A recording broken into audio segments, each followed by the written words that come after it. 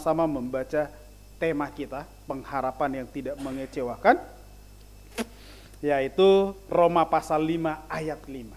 Sebenarnya gampang sekali mengingatnya, Roma 5 ayat 5, 55. Sama-sama kita baca setelah hitungan yang ketiga. 1, 2, ya.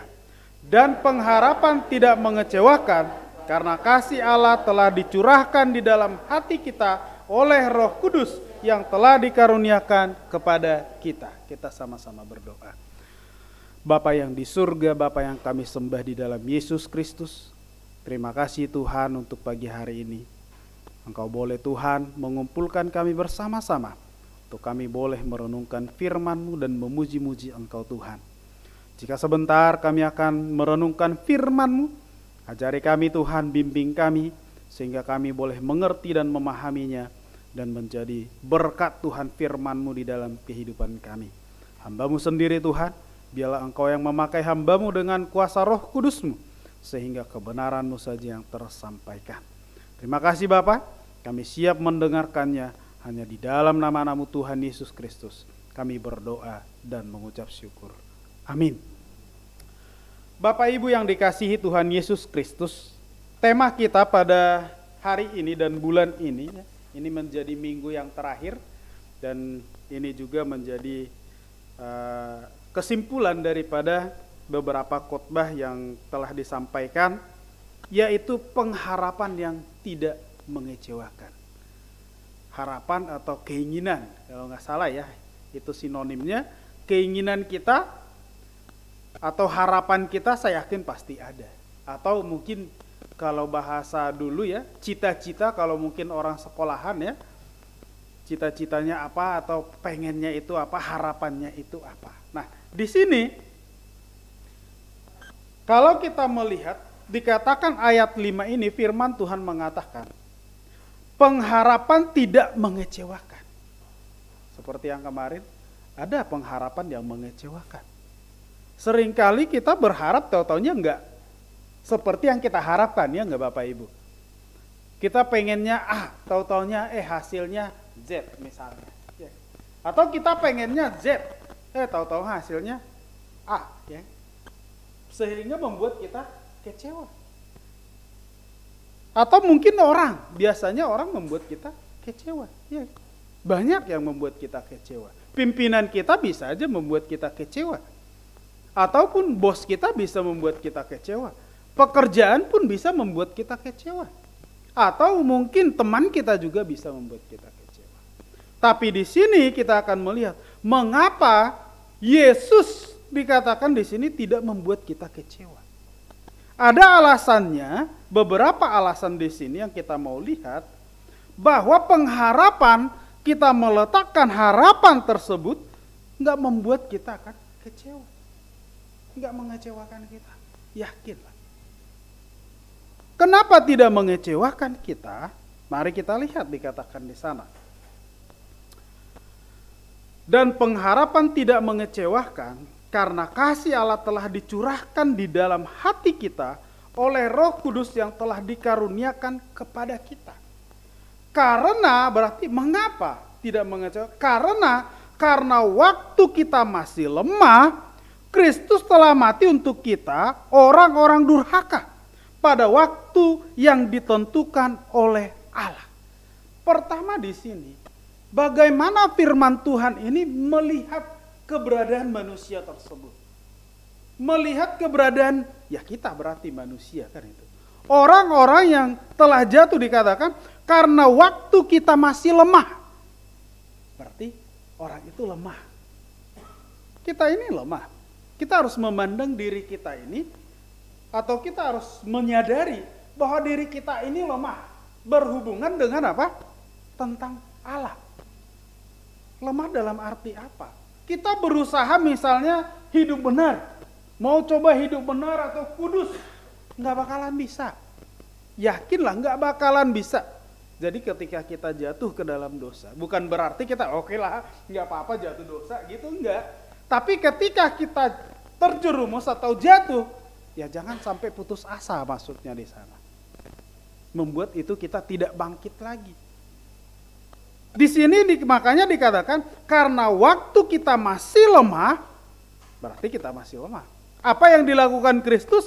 Kristus telah mati untuk kita orang-orang durhaka. Bahkan pada saat kelemahan kita itu, karena manusia itu lemah, ya sebenarnya orang durhaka. Kita ini orang durhaka. Di hadapan Allah orang durhaka kita ini. Manusia itu orang durhaka di hadapan Allah. Makanya tidak ada yang benar seorang pun tidak. Mau itu pendeta, mau itu hamba Tuhan, mau itu yang orang berdosa, semua manusia di hadapan Allah itu orang durhaka. Yang belum di dalam Kristus ya. Nah, di sini semua manusia itu adalah orang durhaka di hadapan Allah.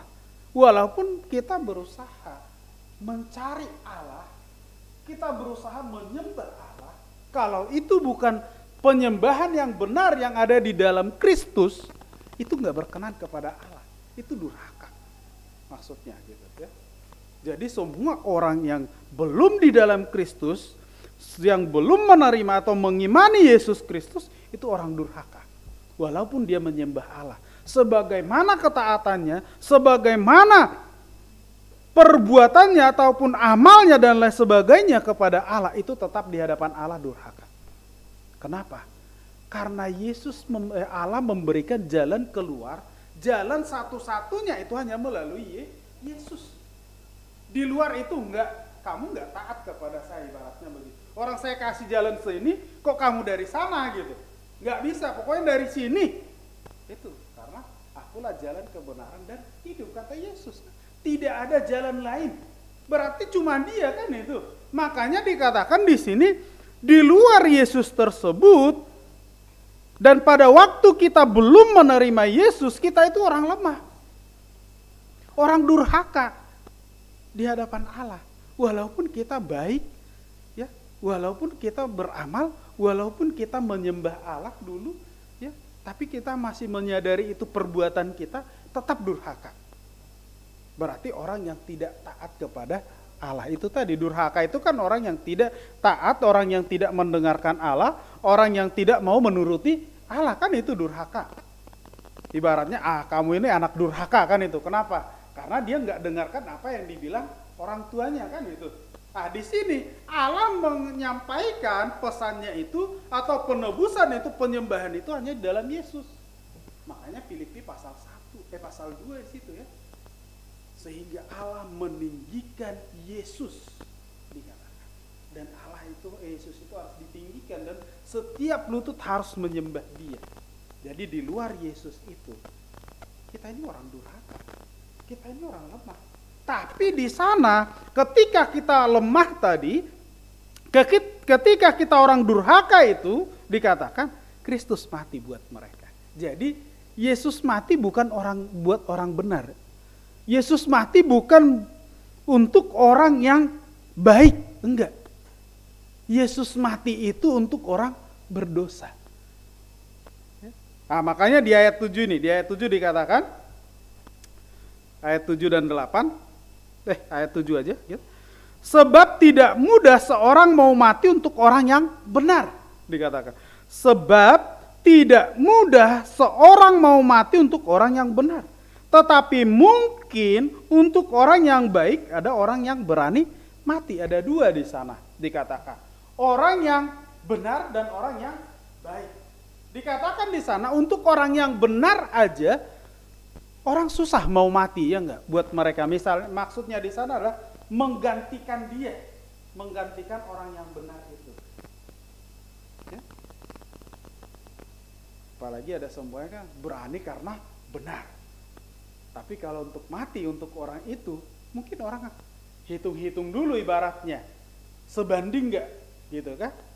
Mungkin ada orang yang mau mati untuk orang yang karena dia benar, ada. Ya kan? Mempertaruhkan nyawanya, mungkin ada. Dan berikut dikatakan, tetapi mungkin untuk orang yang baik, ada orang yang berani mati. Di sini dikasih perbandingan. Orang yang benar itu mungkin ada yang baik, ada yang mau. Orang yang baik mungkin lebih banyak yang mau. Kenapa? Karena mungkin ya satu, kemakan jasa kan itu. Karena dia baik kepada orang itu, dia sering membantu dan lain sebagainya, ya mau nggak mau ya ibaratnya dia udah terlalu baik buat saya mau menggantikan dia, kan itu. Untuk dua orang ini, dua sifat ini, karakter ini, orang mau mungkin mati buat mereka, ya enggak? Ini perbandingan. Dikatakan ini adalah perbandingan yang mau dibandingkan dengan keberadaan manusia atau keberadaan kita sebelum kita percaya kepada Yesus. Keberadaan seperti apa? Di sini orang yang benar dan orang yang baik. Nah, dilihat lagi kepada manusia itu. Apakah manusia itu orang benar atau orang baik? Saya yakin enggak. Manusia kan bukan orang yang benar dan orang yang baik. Nah, pertanyaannya lagi, apakah ada orang yang mau mati untuk orang yang tidak baik dan orang yang tidak benar? Dalam kata orang durhaka, ada orang yang mau mati buat orang durhaka? Saya yakin nggak mau. Yang ada biarin kamu biar dirasakan hukumannya, kan itu. Atau hukum dia seberat-beratnya, kan itu. Ketika kita melihat orang yang berbuat jahat, apalagi misalnya pembunuhan, apalagi penganiayaan, apa yang terbesit di dalam pikiran kita? Yang terbesit pasti semoga dia dihukum sesuai dengan perbuatannya, kan itu. Atau dihukum seberat-beratnya, ya kan? Contohnya apa? Contohnya ya di pengadilan waktu yang kemarin kasus yang terkenal itu ya, ada pembunuhan bawahannya ya. Ketika diwawancarain orang tuanya, apa yang dibilang? Semoga dia dihukum seberat-beratnya. Sayangnya Allah nggak bilang begitu buat kita, ya Bapak Ibu. Allah nggak bilang seperti itu kepada manusia. Nggak bilang semoga manusia itu dihukum seberat-beratnya. Semoga manusia itu dihukum setimpal dengan perbuatannya. Enggak. Itu yang luar biasa yang bisa kita pahami, yang bisa kita miliki. Makanya dikatakan di sini, sebab tidak mudah seorang mau mati untuk orang yang benar, tetapi mungkin untuk orang yang baik atau orang yang baik ada orang yang mau mati. Sementara kita orang yang jahat yang nggak mungkin. Makanya dikatakan di ayat 8-nya, akan tetapi, sama-sama kita baca ayat 8. Ayat 8-nya. Setelah hitungan yang ketiga, 1, 2 ya.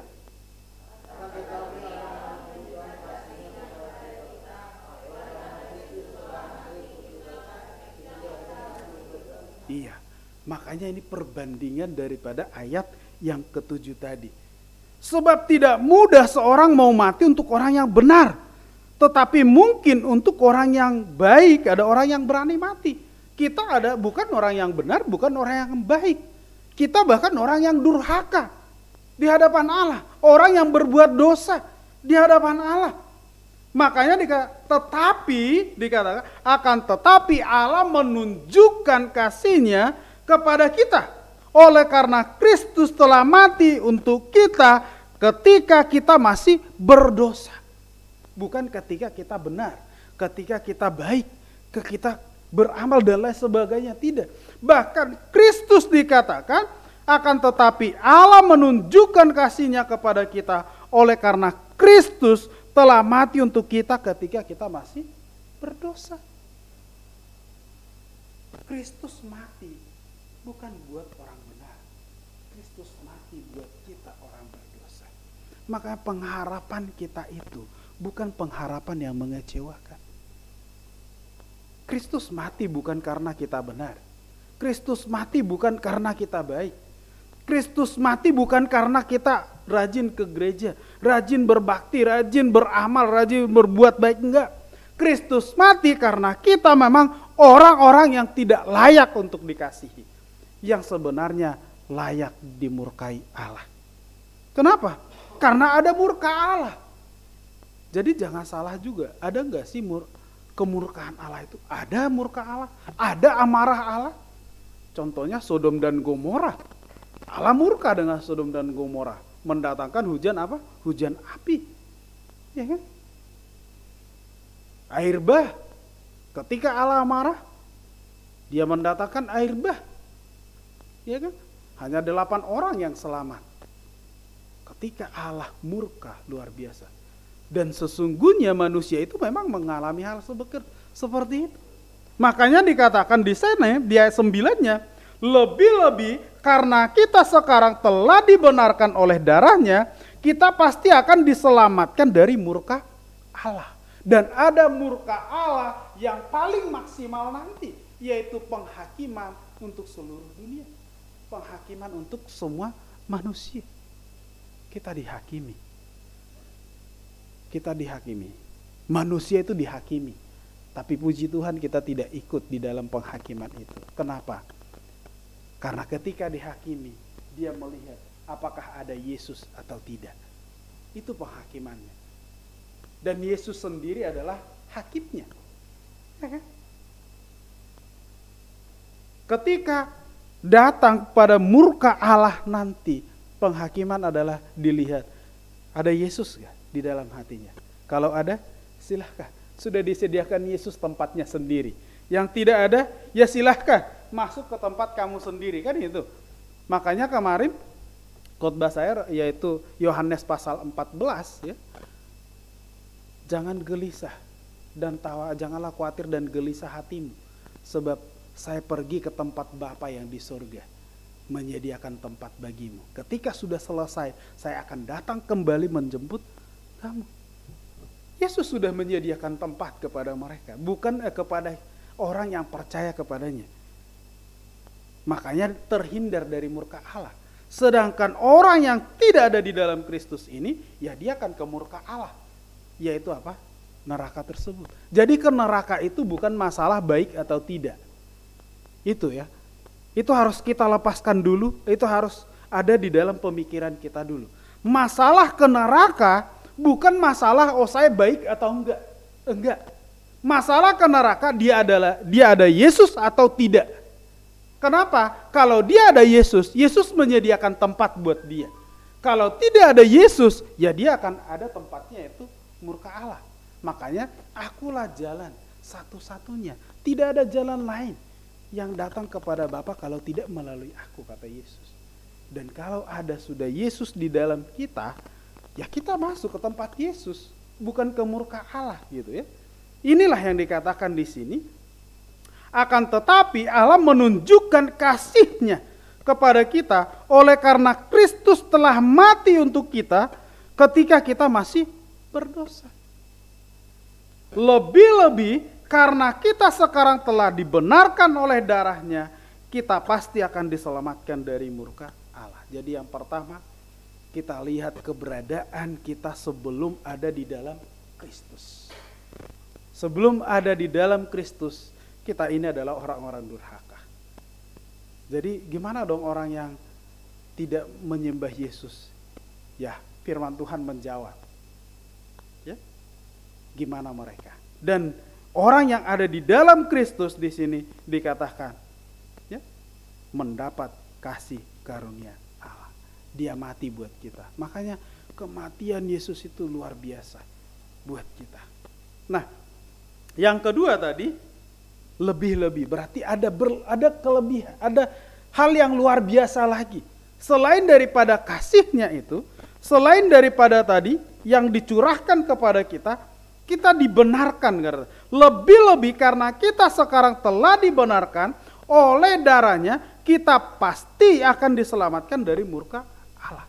Ada kata pasti di sana. Ada kata pasti diselamatkan dari murka Allah.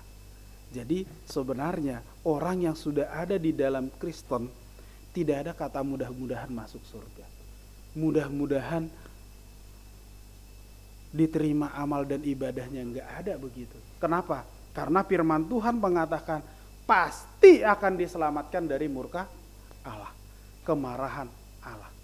Karena nanti ada, waktunya ada. Karena ini satu hal yang harus kita ingat.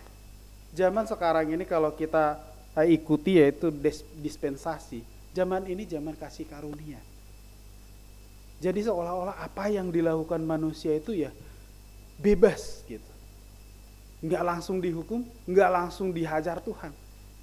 Bahkan anaknya pun misalnya melakukan hal yang luar biasa jahatnya, ibaratnya oke. Kenapa? Karena kasih karunia. Tuhan memberikan kesempatan untuk dia bertobat. Itulah kasih karunia. Itulah kasih Allah. Zaman ini tapi nanti zaman setelah selesai kasih karunia ini akan datang kemarahan Allah. Nah, di sini pasti ayat 10-nya. Sebab jikalau kita ketika masih seteru diperdamaikan dengan Allah oleh kematian anaknya, lebih-lebih kita yang sekarang telah diperdamaikan pasti akan diselamatkan oleh hidupnya. Pasti lagi. Ada pasti lagi. Kalau kita lihat di sana, ya, yang kedua bahwa kita ada kata lebih di sana. Menunjukkan keyakinan. Keseriusan dikatakan. Lebih-lebih. Di ayat sini lagi di ayat 10 itu, sebab jikalau kita ketika masih seteru diperdamaikan. Jadi kalau kita lihat lagi tadi di belakang, bukan hanya kita orang durhaka, orang berdosa, kita juga bahkan musuh Allah, seteru Allah. Ya. Seteru, tetapi dikatakan diperdamaikan. Kita diperdamaikan oleh Allah. Diperdamaikan, lebih-lebih lagi kita yang sekarang telah diperdamaikan pasti akan diselamatkan oleh hidupnya. Diperdamaikan melalui apa? Salib Yesus tadi. Sehingga luar biasa pengorbanan Yesus di kayu salib itu. Luar biasa besarnya pengorbanan di dia. Luar biasa kasihnya buat kita. Selain daripada menjadikan kita tadi memperdamaikan, selain daripada menyelamatkan kita, yang tadinya kita seteru, diperdamaikan. Nah, sehingga jikalau kita sudah begitu dikasihi Allah, apa hasilnya? Apa hasilnya? Pertama, ada kata kepastian buat kita bagi anak-anak Tuhan. Karena 2 kali bahkan muncul. Pasti diselamatkan dari murka Allah, pasti akan diselamatkan oleh hidupnya, yaitu hidup oleh Yesus Kristus tersebut. Kita pasti diselamatkan. Dan yang kedua adalah ayat 1-nya. Sebab itu kita yang dibenarkan oleh iman, kita hidup dalam damai sejahtera. Ada damai dalam hati kita. Bagi orang Kristen semestinya ada damai. Apa yang membuat kedamaian itu? Apa yang membuat kita rasa kita itu ada damai? Pertama, minimal kita sudah yakin. Apapun yang terjadi, kita bersama-sama dengan Yesus. Kan itu dalam hidup ini. Dalam hidup itu, apapun yang terjadi, kita bersama-sama dengan Yesus. Sehingga kedamaian. Kita tidak ke neraka, kita tidak mengawang-awang. Ya kan? Kalau dibilang orang yang meninggal selama 3 hari ini dia akan mengawang-awang, dia akan penampakkanlah itu yang inilah, ya kan. Saya dulu percaya juga seperti itu, ya. Dia akan, ntar kita dengar setelah meninggal ada suara di belakang, ya kan, ada gelas jatuh, dia udah datang tuh, ya kan. Tapi firman Tuhan mengatakan enggak, dia diselamatkan, enggak dia awan-awan, tapi dia bersama-sama dengan Kristus. Ada kedamaian buat kita. Kenapa? Karena Roh Kudus dicurahkan dalam hati kita. Ayat 5 tadi. Dan pengharapan tidak mengecewakan karena kasih Allah telah dicurahkan di dalam hati kita. Dan Roh Kudusnya dikasih buat kita untuk kita damai. Hati kita damai. Nah tapi kok hati saya nggak damai, kan itu pertanyaannya. Apakah Roh Kudus itu yang sering kita kasih makan? Atau kedagingan kita yang kita kasih makan. Kalau Roh Kudus itu sering kita tekan, maka kita kekhawatiran akan muncul. Maka kegelisahan akan muncul. Karena Roh Kudus itu menekan buah-buah yang mau diberikan dalam diri kita. Jadi bagaimana caranya? Kita bersekutu dengan Tuhan. Kita dekat dengan Tuhan. Sehingga kita bisa mendengar suaranya. Kita bisa mengalami yaitu Roh Kudus atau buah roh tersebut. Ya. Di sini dikatakan kita hidup dalam damai sejahtera dengan Allah oleh karena Tuhan kita Yesus Kristus, ada kedamaian buat kita. Kenapa ya? Minimal pengharapan kita tidak mengecewakan. Ya kan? Dan yang kedua, hasilnya tadi, yang kedua tidak ada kedamaian. Pertama, hidup kita pasti di dalam Yesus Kristus, tidak ada kata mudah-mudahan ketika kita meninggal. Ya mudah-mudahan dia masuk surga, enggak, tapi dia pasti masuk surga. Dia sudah damai bersama dengan Kristus. Kan biasa begitu. Kenapa? Karena Yesus menjamin itu. Dia mati buat itu pada waktu kita berdoa. Yang kedua, ada damai sejahtera di dalam hati kita. Ada kedamaian di dalam hati. Kenapa? Karena Roh Kudus telah dicurahkan, dikatakan, dalam hidup kita. Dan yang ketiga, mari kita lihat ayat 2 sampai dengan ayat yang kelima. Oleh dia kita juga beroleh jalan masuk oleh iman kepada kasih karunia ini. Di dalam kasih karunia ini kita berdiri dan kita bermegah dalam pengharapan akan menerima kemuliaan Allah. Dan bukan hanya itu saja, kita malah bermegah juga dalam kesengsaraan kita. Karena kita tahu bahwa kesengsaraan itu menimbulkan ketekunan, dan ketekunan menimbulkan tahan uji, dan tahan uji menimbulkan pengharapan. Yang ketiga dan yang terakhir adalah perjalanan hidup kita ini membuat pengharapan kita itu semakin kokoh.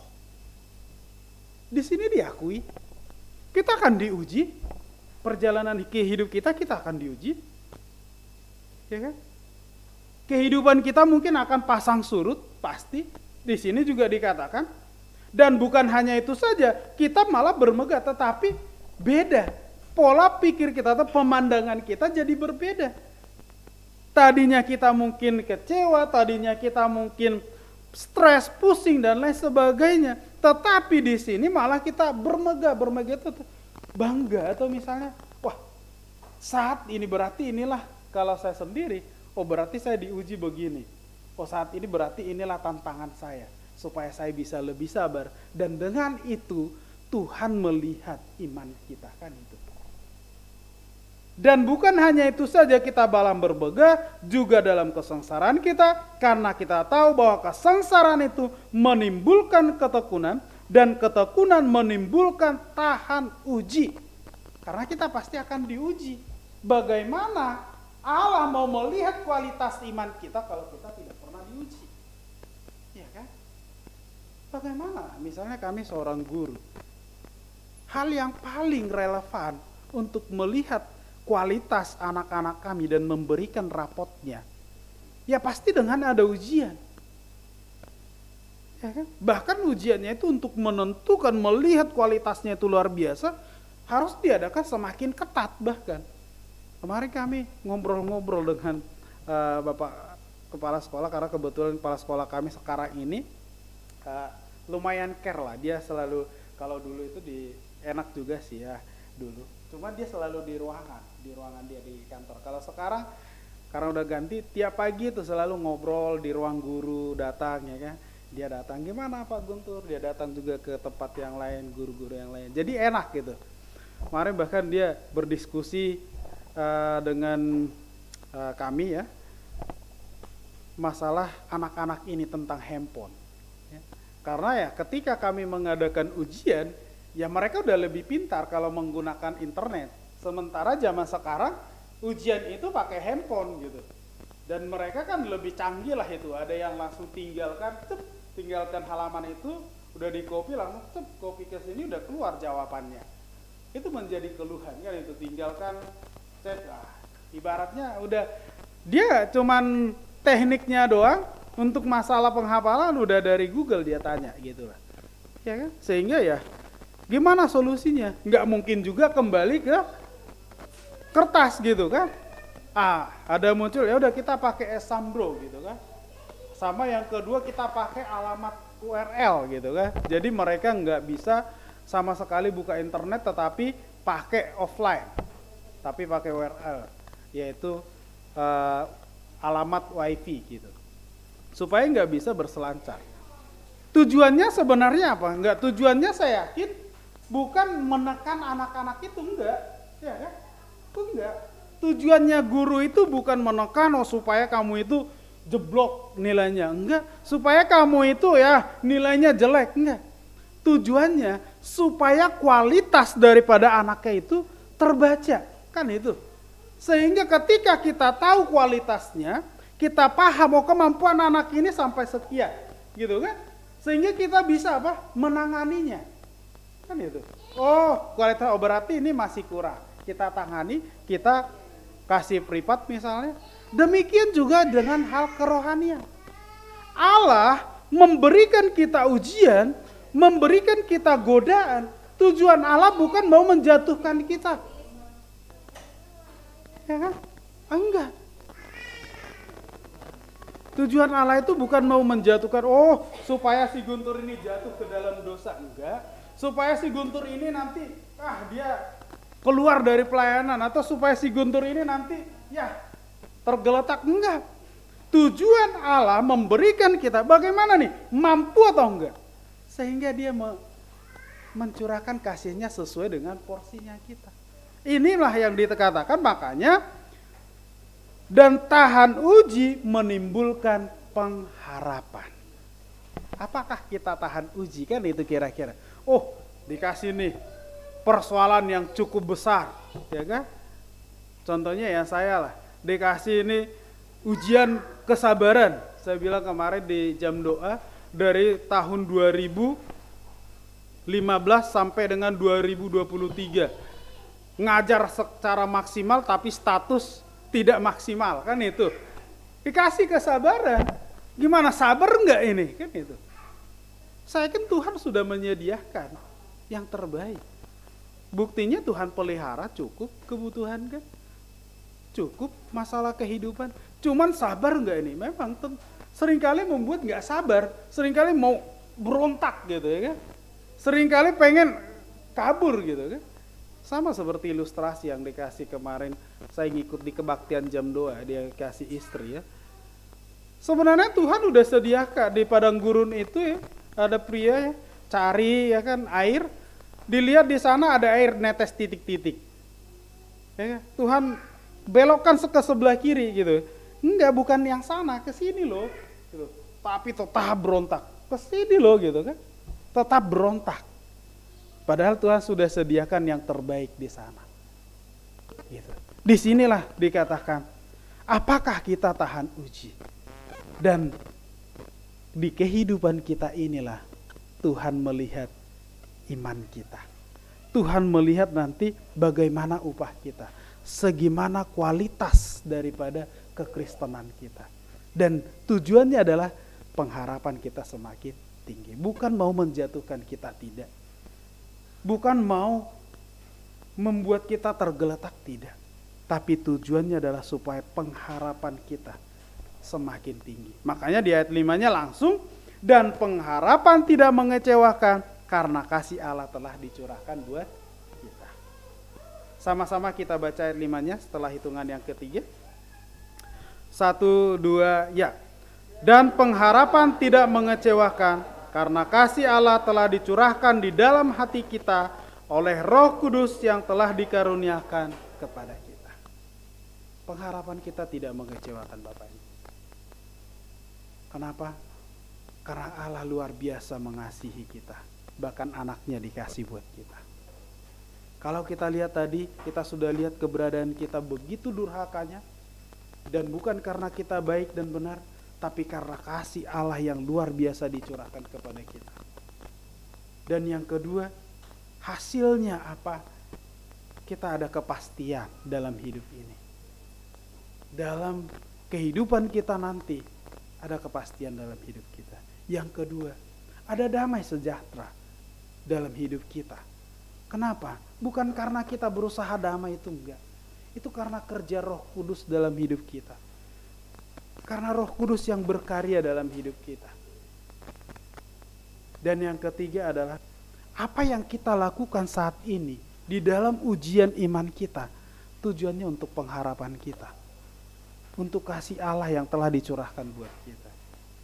Jadi kalau sebegitu besar Allah mengasihi kita, sebegitu besar Allah berkorban buat kita di kayu salib, yang selayaknya kita tidak pantas dikasihi. Marilah kita semakin setia untuk memuji Dia, semakin setia meninggikan Dia, semakin setia berserah kepada Dia, semakin mengandalkan Dia. Kenapa? Karena pengharapan di dalam Kristus tidak pernah mengecewakan kita. Kita satu hati dalam doa. Bapa di dalam surga, Bapa yang kami sembah di dalam Tuhan Yesus Kristus, terima kasih Tuhan untuk kasih-Mu yang luar biasa buat kami. Terima kasih pengorbanan-Mu. Jikalau kami lihat Tuhan, keberadaan kami dan hubungan kami dengan Engkau Tuhan sebelum kami mengenal Engkau sebagai Tuhan dan Juru Selamat kami pribadi, kami adalah orang-orang yang dimurkai. Kami adalah orang-orang yang durhaka, orang-orang yang berdosa Tuhan, orang-orang yang tidak layak untuk berdamai dengan Engkau, orang-orang yang Engkau musuhi Tuhan. Namun oleh karena kasih-Mu yang luar biasa, melalui Yesus Kristus yang telah Engkau korbankan buat kami, yang telah mencurahkan darahnya di kayu salib Tuhan, sehingga kami boleh Engkau perdamaikan dengan Engkau Tuhan. Sehingga kami menjadi milik-Mu Bapa.